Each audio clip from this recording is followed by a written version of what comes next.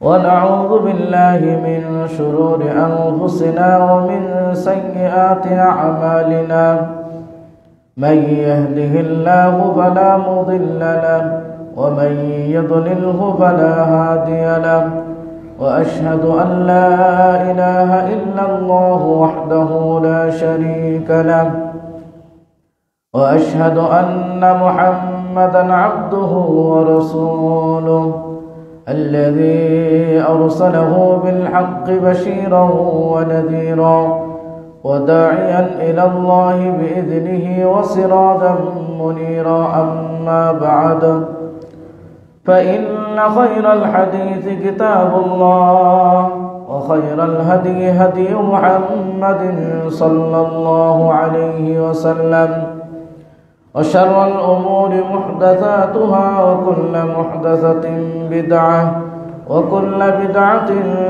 ضلالة وكل ضلالة في النار فقد قال الله تعالى في كلامه المجيد وفرقانه الحميد أعوذ بالله من الشيطان الرجيم بسم الله الرحمن الرحيم يا أيها الذين آمنوا اتقوا الله حق تقاته ولا تموتن إلا وأنتم مسلمون وقد قال الله تعالى في موضع آخر أعوذ بالله من الشيطان الرجيم فصل لربك وانحر إن شانئك هو الأبتر الحمد لله যাবতীয় প্রশংসা আল্লাহ রাব্বুল আলামিনের জন্যই যে আল্লাহ রাব্বুল আলামিন আমাদেরকে জুমার খুতবা শ্রবণ করার জন্য ঐতিহ্যবাহী শরীফপুর আহলে হাদিস জামে মসজিদে আসার তৌফিক দান করেছেন। শত ব্যস্ততাকে উপেক্ষা করে আল্লাহ রাব্বুল আলামিনের আদেশ বাস্তবায়নের জন্য অসংখ্য অগণিত মানুষের মধ্য থেকে কল্যাণ চেয়েছেন বিদায় আমাদেরকে আজকের এই জমায় উপস্থিত হওয়ার তৌফিক দান করেছেন, সুস্থ রেখেছেন, স্বাভাবিক রেখেছেন, ইসলামকে অন্তরে জায়গা করে দেওয়ার তৌফিক দান করেছেন। রব হিসাবে আল্লাহ রাব্বুল আলামিনকে একমাত্র মেনে নেওয়ার মতো আমাদের মন মানসিকতা দিয়েছেন। সে আল্লাহ রাব্বুল আলামিনের কৃতজ্ঞতা প্রকাশ করি, সকলে বলি আলহামদুলিল্লাহ। অজস্র দরুদ ও সালাম বর্ষিত হোক নবী মুহাম্মদ রাসূলুল্লাহ সাল্লাল্লাহু আলাইহি ওয়াসাল্লামের উপর, যার অক্লান্ত পরিশ্রমের মাধ্যমে উত্তম জীবন ব্যবস্থা, সর্বোৎকৃষ্ট জীবন ব্যবস্থা ইসলাম ধর্মকে পেয়েছি, যার আদর্শ প্রতিটি ক্ষেত্রে অনুসরণীয়, অনুকরণীয়, যাকে আনুগত্য করলে আল্লাহ রাব্বুল আলামিনকে আনুগত্য করা হয়, যার পদ্ধতির বাহিরে ইবাদত করলে আল্লাহ রাব্বুল আলামিন সেই ইবাদত গ্রহণ করেন না, সেই মহান নেতার উপর বর্ষিত হোক অজস্র দরুদ ও সালাম। সকলে বলি আল্লাহুম্মা সাল্লি আলাইহি আল্লাহুম্মা বারিক আলাইহি।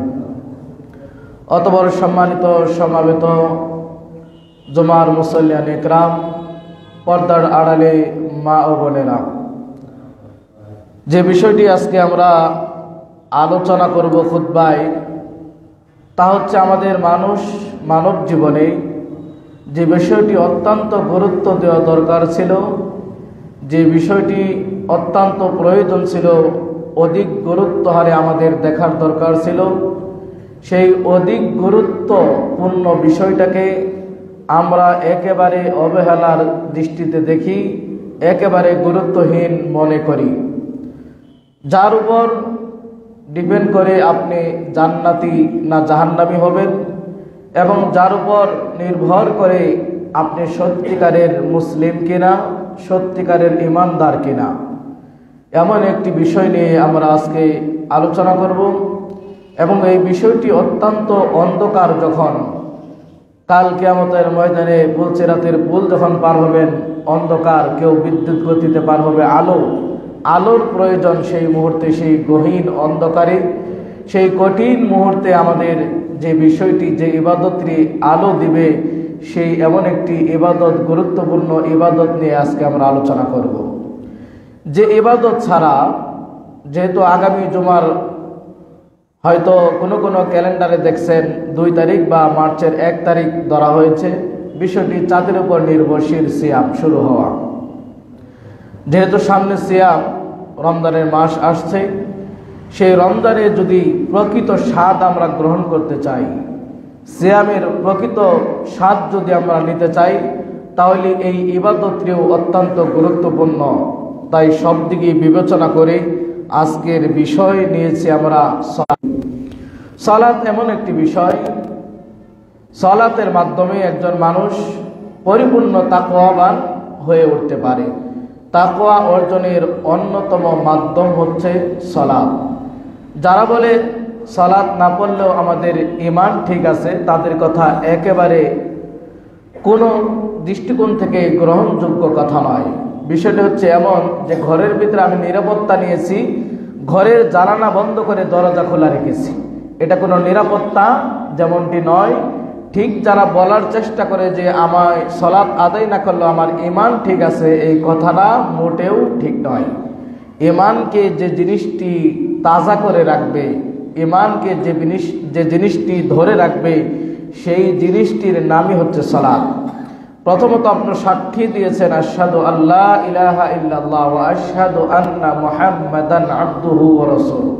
আপনি যখন সাক্ষ্য দিয়ে দিলেন যে আল্লাহ ছাড়া সত্যিকার অর্থে কোনো মাবুদ নেই, মুহাম্মদ সাল্লাল্লাহু আলাইহি ওয়াসাল্লাম তার প্রেরিত বান্দা বা রাসূল, এরপরে দ্বিতীয় যে কাজটি সেটি হচ্ছে সালাত।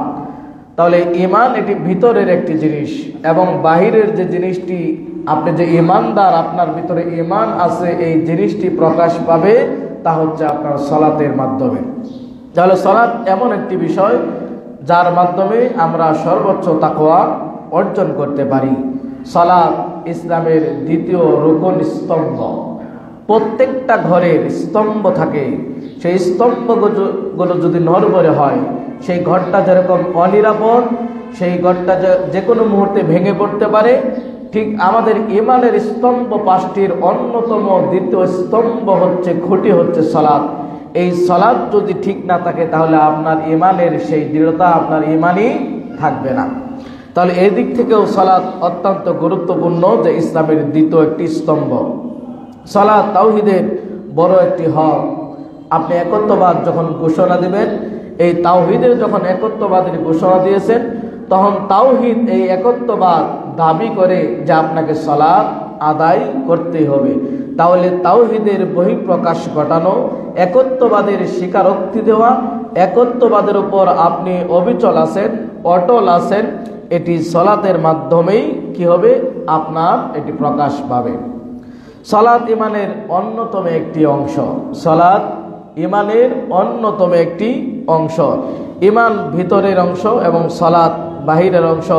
অতএব সালাত আদায়ের মাধ্যমে আমরা মোটামুটিভাবে একটা পার্থক্য করতে পারি সমাজের এই মানুষগুলি, তারা মুসলিম না অমুসলিম, তারা কাফের না মুশরিক, এই সালাতের মাধ্যমেই আমরা নির্ধারণ করতে পারি।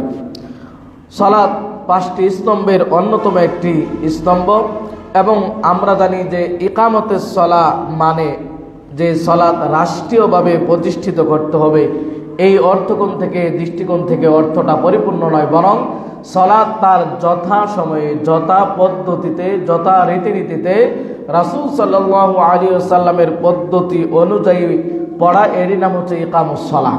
তাহলে সালাত প্রতিষ্ঠার অর্থ হচ্ছে রাসূল সাল্লাল্লাহু আলাইহি ওয়াসাল্লামের পদ্ধতি অনুযায়ী এবং যথা সময়ে। বলা হয়নি 5 বছর, 3 বছর, 10 বছর থেকে তাকে শিক্ষা প্রদান করো। হজের কথা বলা হয়নি তাকে হজ 7 বছর থেকে শিক্ষা দাও। সিয়ামের কথা বলা হয়নি তাকে 7 বছর থেকে শিক্ষা প্রদান করো। অন্যান্য ইবাদতের কথা বলা হয়নি যে না করলে, অভ্যস্ত না হলে, না শিখলে তাকে প্রহার করো। কিন্তু সালাত স্বতন্ত্র এমন একটি ইবাদত, যে সালাত প্রত্যেকটি ছেলে এবং মেয়ে 7 বছর বয়স থেকেই প্রত্যেকটা পিতামাতার উপর অর্পিত দায়িত্ব, কর্তব্য, তাকে সালাত প্রশিক্ষণ দেওয়া। 7 বছরে যদি প্রশিক্ষণ দিতে দিতে 10 বছরে উপক্রম হয়, এরপরও সালাতে অভ্যস্ত নয়, তাহলে তাকে প্রহার করতে হবে, এটি শরীয়তের বিধান। 10 বছরেও যদি সে অভ্যস্ত না হয়, প্রশিক্ষণ দিয়ে তাকে যদি গড়ে তুলতে না পারেন, পাক্কা নামাজি যদি তৈরি করতে না পারেন, তাহলে 12 বছর থেকে তাকে বিছানা, খাওয়া দাওয়া সব কিছু আলাদা করে দিতে হবে। তাহলে সালাতের বিষয়টা কতটা গুরুত্ব এবং কতটা কঠিন। আসুন, প্রত্যেকটা পিতামাতায় আমরা কি আপনার সন্তানকে নিয়ে 7 বছর বয়স থেকে সালাতের যে প্রশিক্ষণ দেওয়ার কথা, সেই কথাটা কয়জন বাবা মা আমরা মাথায় রেখেছি? এবং 7 বছর থেকে প্রশিক্ষণ দিতে গিয়ে 10 বছরে তাকে প্রহার করতে হবে, এই পদ্ধতি কতজন বাবা মা আমরা পালন করেছি? 12 বছরে তাকে বিছানা, খাবার দাবার সব কিছু আলাদা করে দিতে হবে, এই রাসূল সাল্লাল্লাহু আলাইহি সাল্লামের বিধানটা আমরা কয়জন মেনেছি? 7 বছর বয়স থেকে আমরা সাধারণত যারা অভিভাবক রয়েছি, তারা যে দায়িত্ব পালন করার চেষ্টা করেছি তা হচ্ছে কোন স্কুলে তাকে ভর্তি করাবো, কোন কিন্ডারগার্টেনে তাকে ভর্তি করাবো, ক্যাডেট মাদ্রাসায় ভর্তি করাবো কিনা, তাকে কোন স্কুলে দিলে ভালো হবে, কোন কোচিংয়ে দিলে ভালো হবে, এই ব্যাপক প্রস্তুতি আমরা গ্রহণ করি। কিন্তু তাকে সালাত ছাড়া একজন মানুষ যে সে প্রকৃত মানুষ হতে পারে না, সালাতবিহীন সে সকল প্রকার অসামাজিক কাজ থেকে যে বেঁচে থাকতে পারবে না, এটি আল্লাহ রাব্বুল আলামিনের ঘোষণা।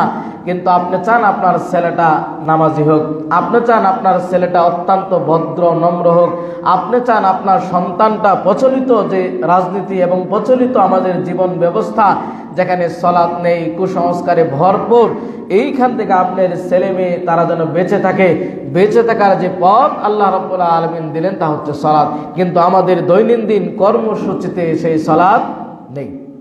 না বাবা মাদের আছে, না ছোটদের আছে, না বয়স্কদের আছে, না যুবকদের আছে। এই যে সালাতে যে বিষয়টি শুরুতেই বলেছি যে অত্যন্ত গুরুত্বপূর্ণ একটি বিষয়কে আমরা একেবারে গুরুত্বহীন করে দিয়েছি। সালাত অত্যন্ত গুরুত্বপূর্ণ একটি বিষয়। তাহলে সালাত 7 বছর থেকে শিক্ষা দিতে হয়, 10 বছরে তাকে প্রহার করতে হয়, এবং 12 বছরেও যদি সে অভ্যস্ত না হয় তাহলে তার বিছানা, খাবার দাবার সবকিছু আলাদা করে দিতে হয়। কিন্তু কয়জন বাবা মা আমরা এখানে এই দায়িত্ব কর্তব্য পালন করতে পেরেছি আমার জানা নেই। যদি পালন না করে থাকেন, আপনার বিবেককে প্রশ্ন করুন যে আপনি কিয়ামতের দিন আল্লাহ রাব্বুল আলামিনের সেই বিচারের কাঠগড়ায় তার কাছে কি জবাব দিবেন। হজ এবং সিয়াম, যাকাত বছরে ঘুরে ঘুরে একবার আসে। যাকাতের নিসাব পরিমাণ হয়েছে, বছরে একবার আপনাকে যাকাত আদায় করলে আপনার যাকাত পরিশুদ্ধ হয়ে যাবে।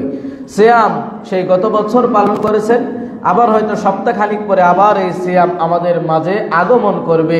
তাহলে সিয়াম এবং যাকাত, এই ইবাদত, হজ, সিয়াম, যাকাত, হজ, এগুলো হচ্ছে বছর ঘুরে ঘুরে।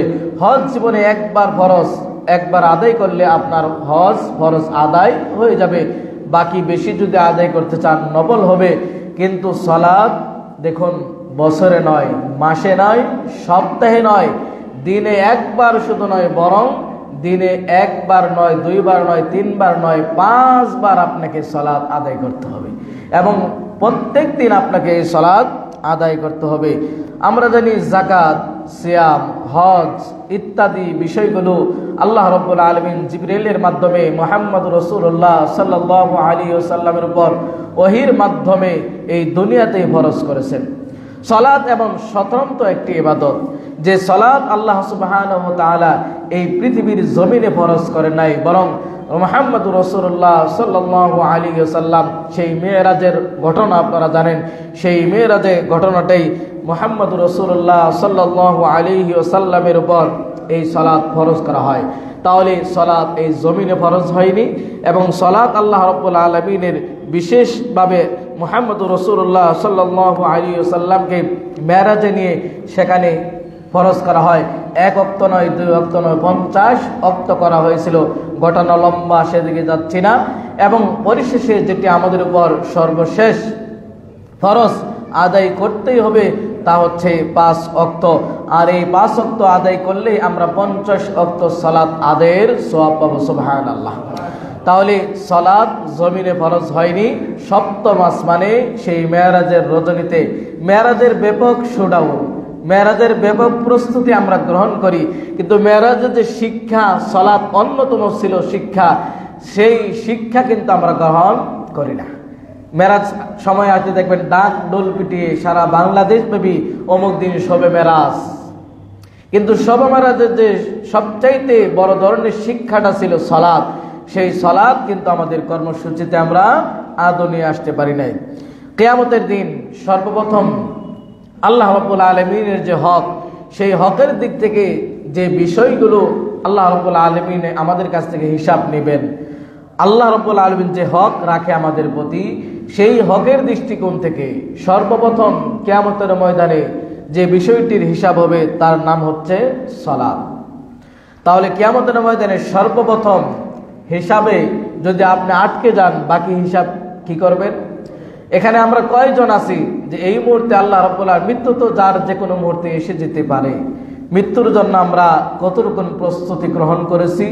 তো কিয়ামতের ময়দানে সর্বপ্রথম হিসাবের অবস্থাটা যদি হয় আপনি 10 বছর 12 বছর 50 বছর সালাতের সাথে কোনো সম্পর্কই আপনার নেই, তাহলে বাকি হিসাবের অবস্থাটা কেমন হতে পারে? তাহলে কিয়ামতের ময়দানে সর্বপ্রথম প্রত্যেকটা মানুষের, মুসলিমদের যে হিসাবটা নেওয়া হবে তা হচ্ছে সালাত। এই সালাতের হিসাব আপনার ঠিক আছে কিনা?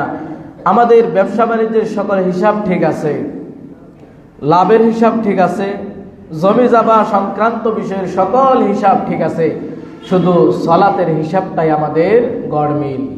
যে হিসাবটা আল্লাহ রাব্বুল আলামিন সর্বপ্রথম নেবেন, সেই হিসাবটাতেই আমাদের গড়মিল।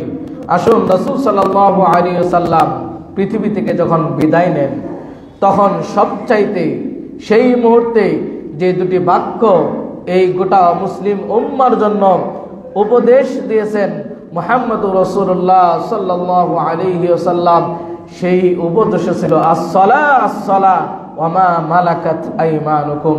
সালাত সালাত, তোমাদের উপর সালাত, আর তোমাদের অধীনস্থ যারা কর্মচারী তাদের সাথে তোমরা ভালো আচরণ করবে, তাদের পাওনা তাদের সব কিছু সুন্দরভাবে দিবে।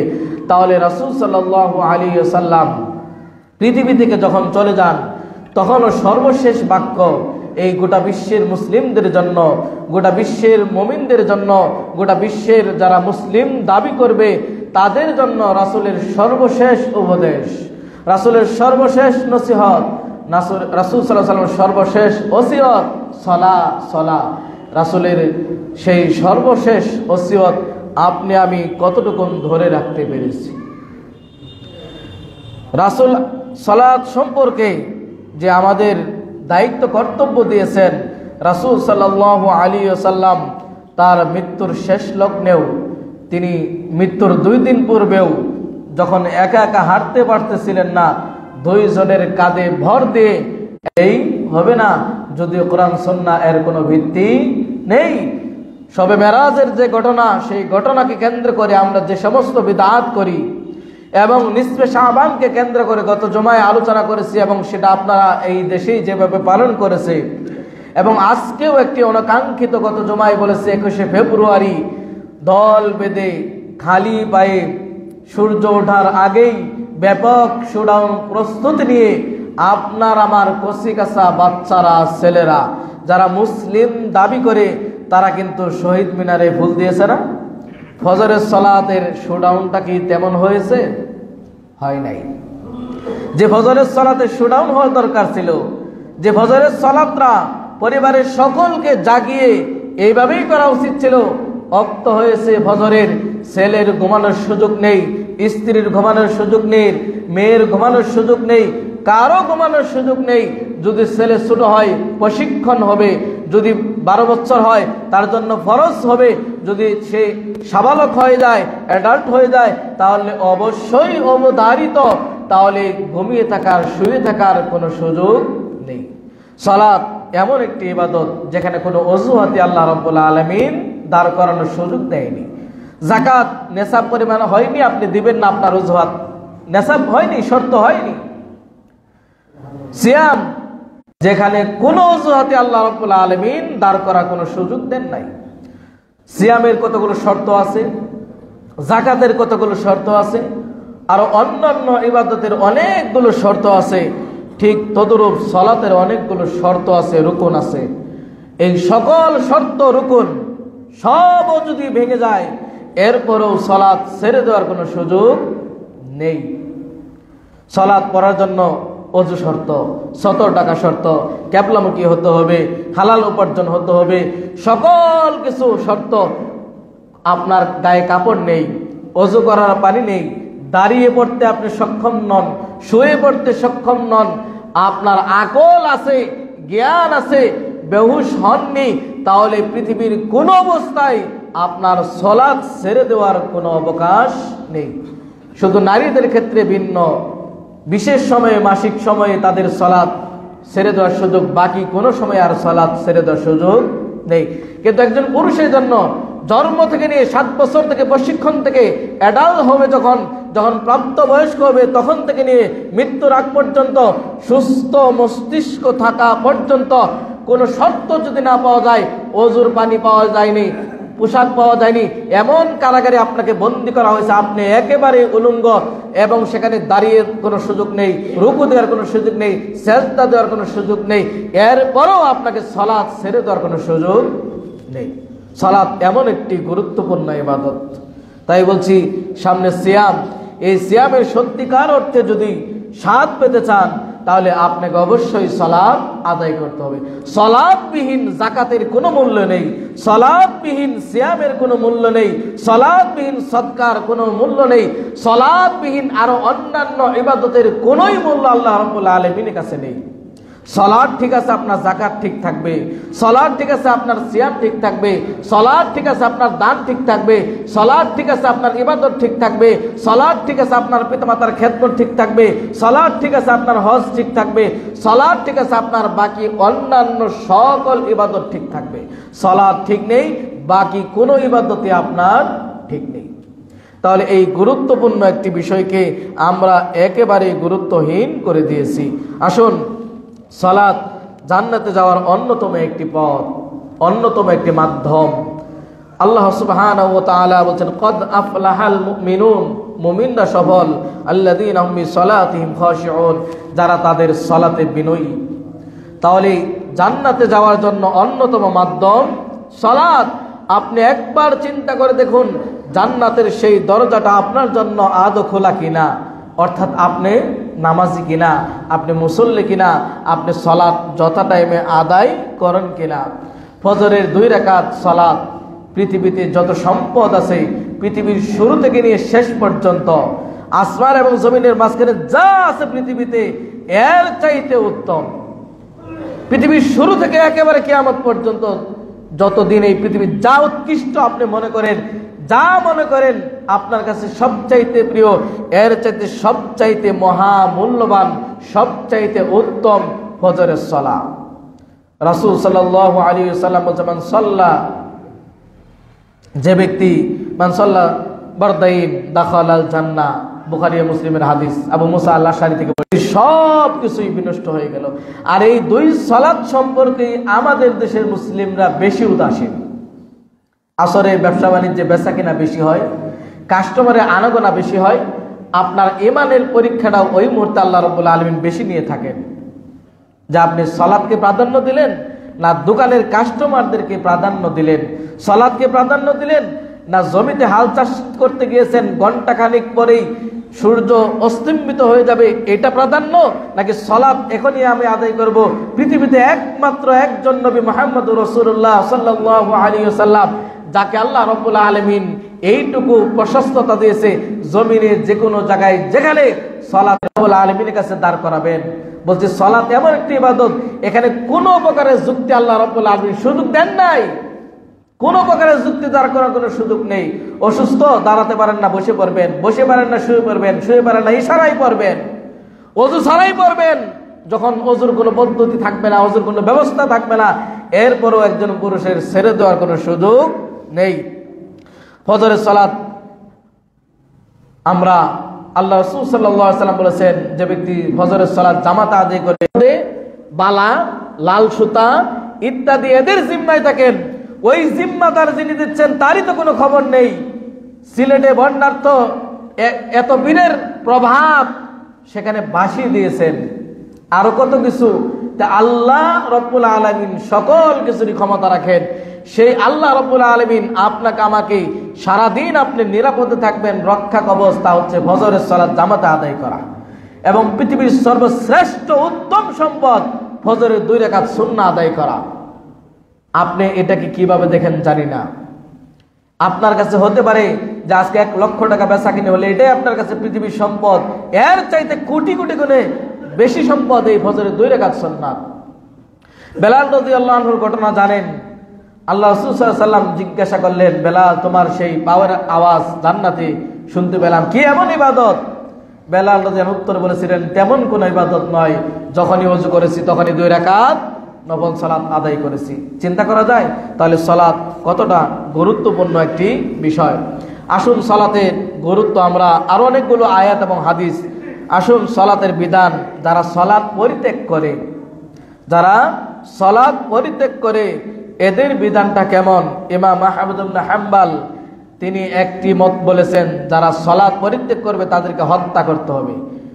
কত বছর আগে বলেছেন ইমাম আহমদ ইবনে হাম্বল? এত বছর পূর্বে তিনি এই ফতোয়া দিয়ে গেছেন, সালাত ইচ্ছাকৃত যে পরিত্যাগ করবে তাকে হত্যা করতে হবে। ইমাম আবু হানিফা, যারা সালাত পরিত্যাগ করবে তাদেরকে জেলখানায় বন্দী করে পিটিয়ে বাধ্য করে তাকে সালাত আদায় করতে হবে।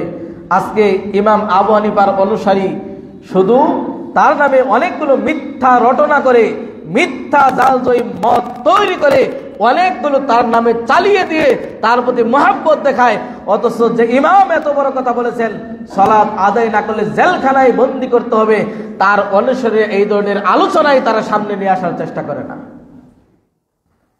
তাহলে ইমামদের, 4 ইমামের বক্তব্য এবং প্রত্যেকটা স্কলারদের বক্তব্য, প্রত্যেকের এবং আল্লাহ রাসূল সাল্লাল্লাহু আলাইহি ওয়াসাল্লামের জামানায়, সাহাবীদের জামানায়, তাবিঈদের জামানায়, তাবিঈদের জামানায় এখনো অধিকাংশ আলেমদের মতে সালাত ছেড়ে দিলে সে কাফের, এর দ্বিতীয় মত কেউ পোষণ করে নাই।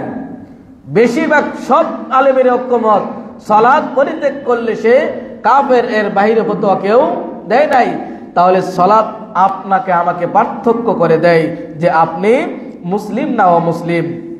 অনুরূপভাবে সালাত সূরা তাওবার 11 নম্বর আয়াতে একজন অমুসলিম সে যদি মুসলিম হতে চায়, সে যদি আপনার ভাই হতে চায়, আল্লাহ রাব্বুল আলামিন ফাইন তাবু, তারা যদি তওবা করে ফিরে আসে, ওয়া আকামুস সালাহ এবং সালাত আদায় করে, ওয়া আতুজ যাকাত এবং যাকাত আদায় করে, ফাইখওয়ানুকুম ফিদ্দিন, তাহলে দ্বীনের ভিত্তিতে তারা তোমাদের ভাই হতে পারে, অন্যথায় নয়। তাহলে তওবা করে যদি তাদের শিরক থেকে, বিদআত শিরক থেকে ফিরে আসে, কুফরি থেকে ফিরে আসে, সালাত আদায় করে, যাকাত প্রদান করে, তবেই এই ভিত্তিতে তোমাদের দ্বীনী ভাই হতে পারে, অন্যথায় তোমাদের দ্বীনী ভাই হতে পারে না। অনুরূপভাবে আল্লাহ সুবহানাহু ওয়া তাআলা বলেন, আকিমিস সালাতা লিযিকরি, সালাত আদায় করো, আর এটি হচ্ছে আমাকে স্মরণ করার অন্যতম একটি মাধ্যম। আল্লাহ রাব্বুল আলামিনকে স্মরণ করার অন্যতম একটি মাধ্যম হচ্ছে সালাত। সেই সালাত আমরা ছেড়ে দিয়েছি। আমরা বলি আল্লাহর নিকটবর্তী হতে চাই। এই জায়গায় অনেকেই ভুল বুঝে, আল্লাহর নিকটবর্তী সরাসরি হওয়া যাবে না, ওতে মাধ্যম গ্রহণ করতে হবে।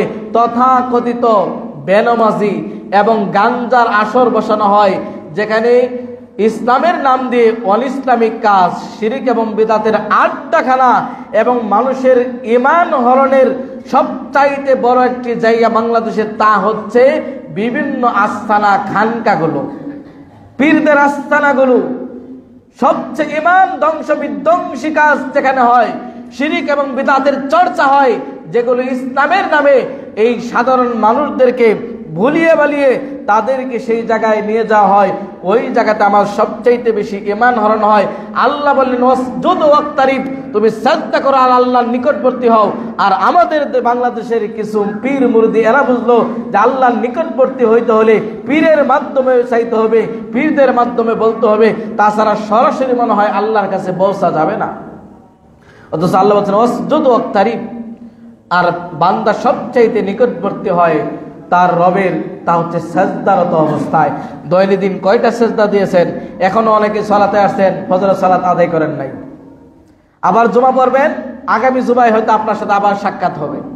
কেউ কেউ এমন আছেন গত রমজানে গেছেন, এই রমজানে আবার আসবেন। কেউ কেউ এমন আছেন গত রমজানের ঈদে সালাত আদায় করেছেন, কোরবানিতে আদায় করেছেন, আবার রমজান আসবে, ঈদ আসবে, কোরবানি আসবে, আবার আপনাকে পাওয়া যাবে। কেউ কেউ সব কিছু ছেড়ে দিয়ে একেবারে শুধু জানাজার সালাত, আর কোনো সালাতে প্রয়োজন মনে করেন না। এরকম অহরহ বহুরূপী মুসলিম আমাদের মাঝে আছে।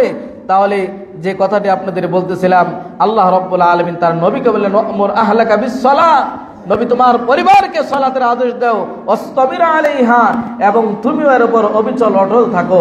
তাহলে পৃথিবীতে যত স্ত্রী ছিল আল্লাহ রাসূল সাল্লাল্লাহু আলাইহি ওয়াসাল্লামের চাইতে মর্যাদাশীল স্ত্রী, এদেরকেও আল্লাহ রাব্বুল আলামিন আদেশ দিয়েছেন নবী তোমার পরিবারকে সালাতের আদেশ দাও এবং এটার উপর তুমি অবিচল থাকো। প্রিয় ভাইয়েরা আমার, প্রিয় বোনেরা আমার, সালাত আমাদের দৈনন্দিন জীবনের একটি অন্যতম কর্মসূচি। 5 ওয়াক্ত সালাত আপনাকে আমাকে অবশ্যই আদায় করতে হবে। সালাতের গুরুত্ব সম্পর্কে একটি হাদিস বলি যে আল্লাহ রাসূল সাল্লাল্লাহু আলাইহি ওয়াসাল্লাম বলেছেন, যদি কারো বাড়ির পাশে একটি নালা থাকে, একটি ঝর্ণা থাকে, একটি খাল থাকে, একটি পুকুর থাকে, সে ব্যক্তি যদি 5 বার ওই খালে, ওই নালাতে, ওই ঝর্ণাতে গোসল করে, তাহলে ওই ব্যক্তির গায়ে কোনো ময়লা থাকতে পারে না। ঠিক তদ্রূপ কেউ যদি 5 ওয়াক্ত দৈনন্দিন সালাত আদায় করে, আল্লাহ রাব্বুল আলামিন অনুরূপভাবে ওই ব্যক্তি 5 বার দৈনন্দিন তার বাড়ির পাশে ঝর্ণাতে, খালে, পুকুরে, নালাতে গোসল করলে তার শরীরে যেরকম ময়লা আবর্জনা থাকতে পারে না, সালাতের দৃষ্টান্ত হচ্ছে তেমন। 5 ওয়াক্ত সালাত আদায় করলে আল্লাহ রাব্বুল আলামিন তার গুনাহগুলোকে এইভাবেই দূর করে দেবেন। সুবহানাল্লাহ। তাহলে সালাত কতটা গুরুত্বপূর্ণ। আবার এই সালাত যারা ছেড়ে দিবে, আল্লাহ রাব্বুল আলামিন তাদের জন্য বলেছেন, ইন্নাল মুনাফিকিনা ইখাদিউনা আল্লাহ ওয়া হুয়া খাদিউহুম ওয়া ইযা কামু ইলাস সালাতি কামু কুসালা ইরাউনান নাস। যে সালাত আদায় করে মুনাফিকরা, তারা মনে করে যে তারা আল্লাহকে ধোঁকা দিচ্ছেন। আল্লাহ রাব্বুল আলামিনকে ধোঁকা দেওয়া সম্ভব নয়, বরং তারা প্রকৃতপক্ষে নিজেকেই ধোঁকা দিচ্ছেন। আর যখন তারা সালাত আদায় করে, তারা তখন অলসভাবে সালাত আদায় করে। ফাওয়াইলুল লিল মুসাল্লিন, সূরা মাউনের আল্লাহ রাব্বুল আলামিন বলেন, ওয়াইল নামক দুর্ভোগ তাদের জন্য যারা মুসল্লি। তাহলে সালাত আদায় করেও আপনি ওয়াইল নামে এই জাহান্নাম আপনার জন্য, দুর্ভোগ আপনার জন্য।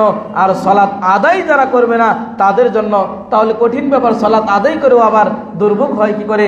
যারা তাদের সালাতে উদাসীন, চুলকান, সব কিছুই প্রমাণ করে আপনি সালাতে কিভাবে দাঁড়িয়েছেন, কার সামনে দাঁড়িয়েছেন, কাকে দেখতেছেন। আপনি ইবাদতের দুটি, একটি সালাতে এমন ভাবে দাঁড়াবেন আল্লাহ আপনাকে দেখতেছে, এটি না হলেও আপনি আল্লাহকে দেখতেছেন। তাহলে তার সামনে আপনি কি করে এদিকে তাকান, ওদিকে তাকান, কি করে আপনি মনে মনে দোকানে হিসাব করেন, কি করে বলেন ইমাম সব তাড়াতাড়ি সালাম ফিরায় না কেন, অনেক কিছু সেরে আসছি, সালাম ফিরানোর সাথে সাথে দৌড় চলে যান সেই ব্যবসা বাণিজ্যে। যেতে হবে, সালাত আদায় করে কিছু তাসবিহ তাহলিল পড়ুন না। 24 ঘন্টা যে আল্লাহ আপনাকে আলো দিল, বাতাস দিল, যেখানে অক্সিজেন লাগে না, কারেন্টের প্রত্যেক মাসে বিল দিতে হয়, এসি চালালে বিল দিতে হয়, ফ্যান চালালে বিল দিতে হয়, সব কিছুর বিল দিতে হয়। এই যে ফ্রি, পৃথিবীর শুরু থেকে শেষ পর্যন্ত ফ্রি আলো, চন্দ্র, সূর্যের বাতাস এবং আল্লাহ রাব্বুল আলামিনের যে অক্সিজেন, সেই অক্সিজেন একটা মানুষের 550, সম্ভবত 550 কেজির মতো তার অক্সিজেন লাগে একদিনে। তাহলে আপনি এই যে বিনা বেতনে, বিনা কারণে, কোনো চার্জ নাই, আপনি আল্লাহর এই অক্সিজেন গ্রহণ করতেছেন 24 ঘন্টা, তাহলে তার জন্য আপনি কি দিনে 1-1.5 ঘন্টা ব্যয় করতে পারবেন না?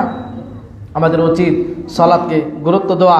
সালাত যদি গুরুত্ব না দেন, তাহলে কঠিন যে বিধানগুলো আল্লাহ জিজ্ঞাসা করবে মুজরিম যারা, তাদেরকে যে সাকার নামক জাহান্নামে কেন তোমাদেরকে নিক্ষেপ করা হলো? কোনো সুদের কারণে নয়, জিনার কারণে নয়, জুলুমের কারণে নয়, অত্যাচারের কারণে নয়, অন্যের সম্পদ মেরে দেওয়ার কারণে নয়। তারা প্রথম যে উত্তরটি দিবে, ক্বালু লাম নাকু মিনাল মুসাল্লিন, আমরা মুসল্লি ছিলাম না, নামাজি ছিলাম না, ওয়ালাম নাকু নুতঈমুল মিসকিন, খাদ্য অভাবীদেরকে খাদ্য দিতাম না, ওয়াকুন্না নাখুযু মাআল খায়িদিন, এবং যারা ঠাট্টা বিদ্রুপ করতো শরীয়তের বিধিবিধান নিয়ে, তাদের সাথে আমরা ঠাট্টা বিদ্রুপ করতাম। 4 নম্বর বলবে ওয়াকুন্না নুকাযযিবু বিয়াউমিদ্দিন, এই পরকাল দিবসটাকে অস্বীকার করতাম। এই কারণে আমাদের কি করা হবে? আমাদেরকে এই সাকার নামক জাহান্নামে আমাদেরকে নিক্ষেপ করা হয়েছে। তারপরে আল্লাহ রাব্বুল আলামিন বলেন, ফামা তানফাহুম শাফাআতুশ শাফিঈন, তাহলে এই বেনামাজীদের জন্য কোনোই সুপারিশ আল্লাহ রাব্বুল আলামিনের কাছে গ্রহণ হবে না। যারা ওই দুর্বল হাদিস ভেবে বসে আছেন যে ছেলে হাফেজ হয়েছে 10 জন আপনাকে নিয়ে যাবে, হাদিসটি দুর্বল, কোন বেনামাজির জন্য কারো সুপারিশ খাটবে না, মুহাম্মদ সাল্লাল্লাহু আলাইহি সাল্লামেরও সুপারিশ না। তাহলে বেনামাজির সাংঘাতিক একটা জিনিস সমাজে, এই সাংঘাতিক জিনিসটাই আমাদের বন্ধু। এই সাংঘাতিক জিনিসটাই আমাদের চলার পথে সবসময় আমরা তাদেরকে প্রাধান্য দেই। এই অসাংঘাতিক জিনিসটাই, এই সাংঘাতিক এই বেনামাজির সংখ্যায় আপনার আমার গ্রামগঞ্জে শহরে অলিতে গলিতে এই দেশে আপনার পাড়ার মহল্লায় সব জায়গায় এই সংখ্যাই বেশি। তাহলে বেনামাজি নামাজ না পড়ার কারণে তারা জাহান্নামে, এবং সকল ইমাম এবং প্রত্যেকটা স্কলারদের বক্তব্য সালাত আদায় না করলে তারা কখনোই মুসলিম থাকতে পারে না। এবং ফাওয়াইলুল লিল মুসাল্লিন ইযা মাসাহু শাররু জাযুআ, যখন তাদের কোনো অকল্যাণ কি করে স্পর্শ করে তখন তারা খামটি মেরে বসে থাকে, আর যখন কল্যাণ সাধন হয় তখন তারা সেই কল্যাণ থেকে যে আল্লাহর পথে ব্যয় করতে হবে না করে কৃপণ হয়ে যায়। ইল্লাল মুসাল্লিন, তবে মুসল্লি যারা সালাত আদায় করে তারা না কৃপণ হয়, না কোনো অকল্যাণ স্পর্শ করলে তারা হতাশাগ্রস্ত হয়ে যায়, এমনটি হয় না। আবার কল্যাণ সাধিত হলে কৃপণ হয়ে বসে থাকে না, আল্লাহর রাস্তায় ব্যয় করে। তারা কারা? তারা হচ্ছে সালাত আদায়কারী। কিয়ামতের দিন আল্লাহ রাব্বুল আলামিন ইয়াউমা ইকশাফু আন সাকি ওয়া ইয়াদউনা ইলা সুজুদ, সেদিন আল্লাহ সুবহানাহু ওয়া তাআলা তার পায়ের গোড়ালি খুলে দিবেন সেজদা করার জন্য, কিন্তু সেই দিন অনেক মানুষই সেজদা করতে সক্ষম হবে না। কেন? পৃথিবীর জীবনে কোনোদিন আল্লাহর কাছে সেজদা দেয়নি, পৃথিবীর জীবনে কোনোদিন আল্লাহর কাছে পিঠ বাঁকা করেনি। যদিও করেছে তাহলে মুনাফিকদের মতো এবং অলসতার মতো। সালাত কি পড়েছে না পড়েছে, নিজেই কি পড়তেছে না পড়তেছে কিছুই জানে না, এইভাবে সালাত আদায় করেছে। তাহলে ওই দিন আপনি আমি কিন্তু ধরা খেয়ে যাব যে আপনি সালাত আদায় করেন নাই। কারণ সেই দিন আল্লাহ রাব্বুল আলামিন এই সিজদার মাধ্যমে চিহ্নিত করবে আপনি মুসলিম না অমুসলিম। আল্লাহ রাসূল সাল্লাল্লাহু আলাইহি ওয়াসাল্লাম বাইনাল রাজুলি ওয়া বাইনাল শিরকি ওয়াল কুফরি তারকুস সালাহ, বান্দা এবং ব্যক্তির মাঝে শিরিক এবং কুফরের মাঝে একমাত্র পার্থক্য করে দেয় তারকুস সালাহ, সালাত। এবং অনুরূপভাবে রাসূলের সাথে একটি চুক্তি হচ্ছে যে সালাত আদায় করা। যারা সালাত ছেড়ে দিল তারা এই চুক্তি ভঙ্গ করলো, আর এই চুক্তি ভঙ্গের কারণে সে ব্যক্তি কাফের হয়ে গেল। তাহলে সালাত এটি আল্লাহ রাব্বুল আলামিনের সাথে একটি চুক্তি, আমাদের এই চুক্তি যে ভঙ্গ করবে সে ব্যক্তি কাফের হয়ে যাবে, সে ব্যক্তি কাফেরে রূপান্তরিত হবে। অনুরূপভাবে আল্লাহ রাসূল সাল্লাল্লাহু আলাইহি ওয়াসাল্লাম উবাদাহ বিন সামিত তিনি বলেন, রাসূল সাল্লাল্লাহু আলাইহি ওয়াসাল্লাম আমাকে ওসিয়ত করেছেন লা তুশরিকু বিল্লাহি শাইআ, যে আল্লাহর সাথে যেন আমি কাউকে অংশীদার স্থাপন না করি। ওয়ালা তাতরুকুস সালাহ আমদান, এবং সালাত যেন কখনোই আমি ছেড়ে না দেই। ফামান তারাকা আমাদান মুতাআম্মিদান ফাকাদ খারাজা মিনাল মিল্লাহ, যে ব্যক্তি ইচ্ছাকৃতভাবে সালাত ছেড়ে দিবে সেই ব্যক্তি কাফের হবে, এতে কারো কোনো দ্বিমত নেই। আসুন, সময় যেহেতু আমাদের একেবারে শেষ প্রান্তে, দুনিয়াবি কিছু বিধান বেনামাজিদের জন্য। যারা সালাত আদায় করে না, দুনিয়াবি কিছু বিধিবিধান রয়েছে, সেগুলো আমাদের জানা দরকার। 1 নাম্বার, যারা বেনামাজি তারা বিবাহের ক্ষেত্রে অবিবাহিতের দায়িত্ব পালন করতে পারবে না।